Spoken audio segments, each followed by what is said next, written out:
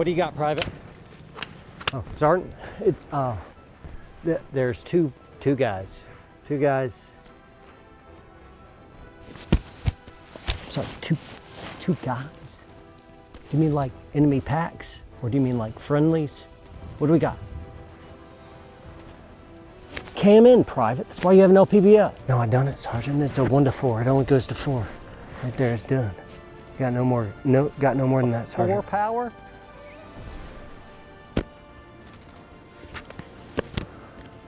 Wow. No, it's great. It's great. It's good. You keep going to war with a 4 power? I'm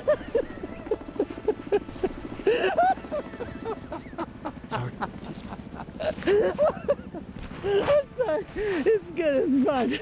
It's fine. Here, use this one. There you go. It's a 1 to 10. All right, give it back, Private. It's time to do this. Get out of here.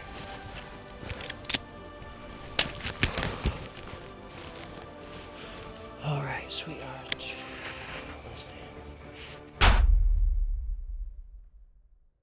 All right, what's happening, my friends? Today we are reviewing the new EoTech Vudu 1 to 10. And because I feel like a single review of an optic feels a little bit like an infomercial, which I can't stand, I thought it'd be great fun to pit it against my favorite LPVO, the Vortex Razor 1 to 10. This has a sunshade on it that I'm having trouble taking off without a wrench, so it looks longer, but these are quite similar. It's gonna make it for a very good head-to-head comparison review. Before we go any farther though, I would like to go ahead and thank our channel sponsor, Sportsman's Guide. They have all kinds of guns and they have optics like this. No one's got this one yet because it's too hot, but it will be there. Sportsman's Guide. Use code WARPOET at checkout for guns and hunting accessories and end of the world apocalyptic boogaloo things. Sportsman's Guide, code WARPOET at checkout.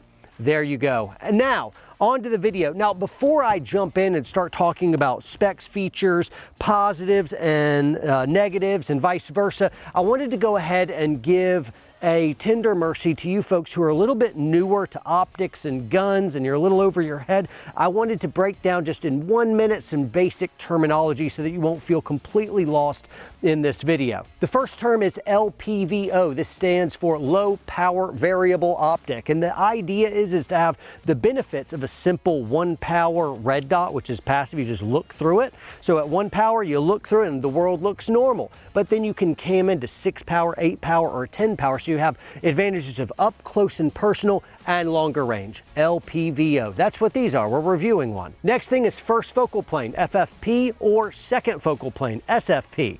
This basically means with the first focal plane is as you cam in and magnification increases, the reticle will grow in proportion to the growing magnification.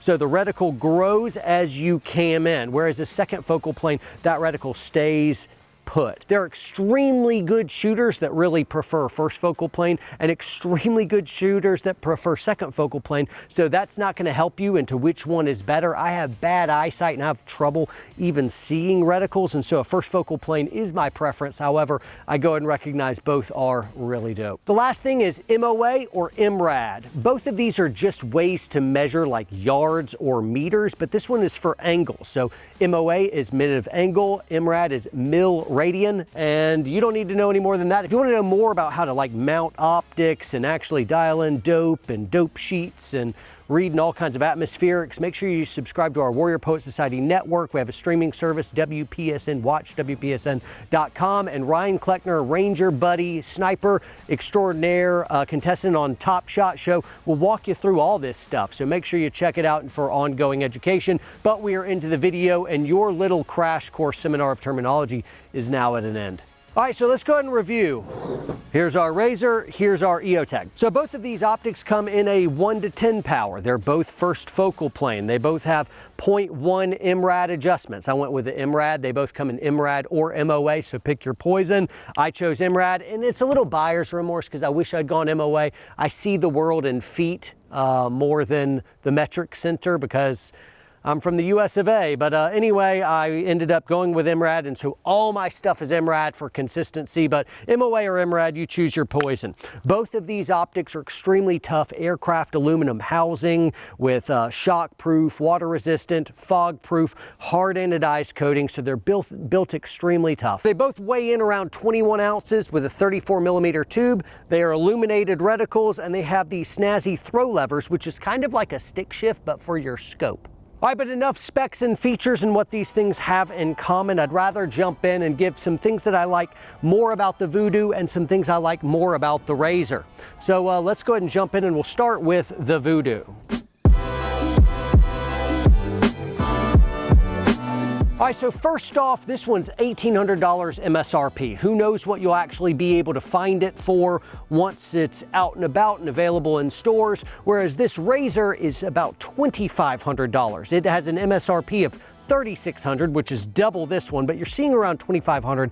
And for those of you who think math is stupid and evil, that's a $700 difference when you go from this one to this one. So clearly the EoTech Vudu is top marks for price compared to my beloved Razor. Give her a quick pet because she gets jealous. All right, so for up close distances, up close and personal, CQB kind of stuff, there's nothing better than a simple red dot. You can tie a red dot, but you can't beat a red dot. And this right here has just a simple red dot, and that's what I like.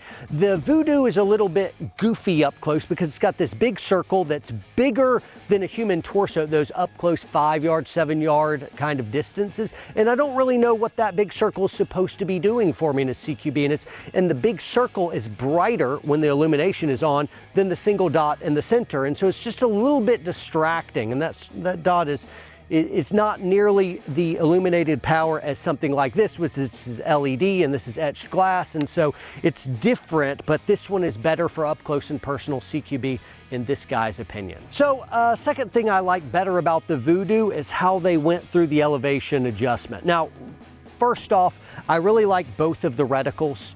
Especially as you're camming in and got more distance. You see all your mil dots spread out in that nice Christmas tree. Really, you should zero your optic and hopefully use your mil dots for your windage and elevation holdovers. However, if you're someone that really likes to dial in dope, you'll like this more in that when you make an adjustment, you'll pull up on the turret and then you'll make your adjustment and then you push it back in, so it's locking it in place and it's not walking at all. When I have the Razor though, I've got this big cap on top, so if you got to make an adjustment, you're gonna have to take this off. A little bit of a nuisance, and then if you want to make the adjustments, you just turn the wheel, no big deal. However, if you left this off so that you're a little bit quicker, that knob's just going to spin on you some, and you're going to have to always check it before you take a shot, and so this has to be used, right? And so really, again, for something like an LPVO, I don't think you should be dialing dope, but I like how the EoTech design is more in case somebody wanted to do that. I like the lock, turn, and then go. This is faster. I don't have to mess with anything like this. But again, use your holdovers, folks. All right, so let's talk throw levers, and I like the Razor one more. However, this is going to come down to personal preference. This one is far faster and smoother and easier to cam in from 1 power to 10 power. I can just do that really easily. However, on the Vudu, you'll notice that's a lot harder and it's a lot slower. So to be fast and on target, if I was on target and I wanted to be real quick, I could reach over and cam it, and then cam in and back and forth, and I'm good to go. I can't do that as fast and smooth and easy without moving my head as much with this one. However, what can happen while you're carrying these guns around is these throw levers can hook on your equipment. That's why I'm wearing body armor for this video. And imagine you just hanging it down right there, and then the weight of the rifle turns your magnification so it's not stuck on 1 power during your patrol. And so that can just kind of happen. And so if you switch magnification really, really easily, don't be surprised if this always walks. And so you started on 1 power, and then after walking around a little bit, you're on 2.5 power, and that's not as good. So a way you can solve that is make it harder for this thing to move. I tried to adjust this throw lever on the Razor so that it was pointing upright as much as I could, so as it hangs, that switch isn't interacting with my gear, right? But then I can come over. However, this throw switch comes all the way over here, and you can't change this like I could on this throw switch. I'll just loosen one screw here. I can rotate it around and change the orientation of this lever. This one's fixed. However, I can just remove it if I wanted to. By the way, this, as soon as you get it, put a little drop of blue Loctite on there and then dial it back in. Otherwise, you will lose that piece eventually. Pro tip, there you go, guys. Back to Vudu. I like that the battery on this has an automatic switch off after 2 hours. I've gone through a couple batteries on this one. The illumination tab right here, you'll pull out and then rotate to intensity, and every other one is an off position, so you have to dial all the way over to turn it off and all the way on. However, after shooting a good bit, and I'm a guy who is used to red dots, set it, leave it on, and forget it, and that's what all my optics are for my simple one buys. And so I'm not remembering to turn off optics. And if I turn this on, forget about it, and come back in a month or two, this battery's gonna be dead, whereas this one will be just fine. So I'm gonna give this one a big thumbs up for having an automatic switch off for red dots. I kind of like the turn dial more than the buttons that this one have. This one, you push the top button to turn it on, and then you'll go minus, minus, minus to dim, and then plus, plus, plus to turn up. And then everything is dials for elevation and dial for windage. This one has a cap because really, you shouldn't be adjusting your windage after zeroing. If you want to do holds or something for wind, you do just that. You do holds, you don't dial dope for windage. But you guys should know that. You know that already, right? For LPVOs. Somebody's going to be like, well, I do such and such. Well, you do whatever you want. I don't care. I don't care. Do I look like I care? I got this body armor on, I don't care. I was really trying to be picky to see what is having better light transmission or clarity. Am I getting any strange color shifts or hues or, and really they were extremely similar. Even the eye box, which is just kind of one of the pieces of this, which is great. It's just compared to all the other scopes and LPVOs, this has such a forgiving eye box, eliminating all the scope shadow and stuff. And you still have to have really good skills because you'll get lost in any LPVO or scope when you're trying to present quickly. However, this one's really good. And this one probably made in the same shop over in Japan using the same stuff. I mean, it's really good. And so, but at the end of the day, I think I'm gonna just go ahead, and maybe it was my imagination, maybe it was my past bias, because this is the beloved and this is like the new girl, you know, of like I'm faithful, well, she looks good, you know. And so I don't know, but I'm gonna go ahead and give just general color, light transmission and stuff. Maybe imagination, but I think this one was just a little bit better. Anyway, there you go. Probably not $700 better though, so weigh that into your calculus. Guys, this was the EoTech Vudu and the Vortex Razor. You can't go wrong with either. I like both. I think this was a fantastic, you get a lot for the price on this. I'm going to review other optics in the future. I'm going to do a 1x8 head-to-head and a 1x6 head-to-head because I like doing these head-to-head videos. So let me know what you guys want me to review in the future. Really appreciate you guys. Make sure you're subscribed to the channel. So make sure you're subscribed to the channel, toggle notifications bell to all, like, comment, share, all that good stuff. Make sure you check down below this video in the description for all kinds of links that will make you happy in your heart. You can't go wrong with either of these girls, the Vudu or the Razor. So yay for that. Train hard, train smart, stay free. I heard y'all wanted some more long-range shooting videos. Well, I'm back. My name's Ryan Kleckner, and I like talking about long-range shooting. In this series, we're going to cover some new topics for you. We're going to do things like shooting at angles and range estimation. I'm even going to take the time to break down my process I use when I get on a rifle to start shooting targets.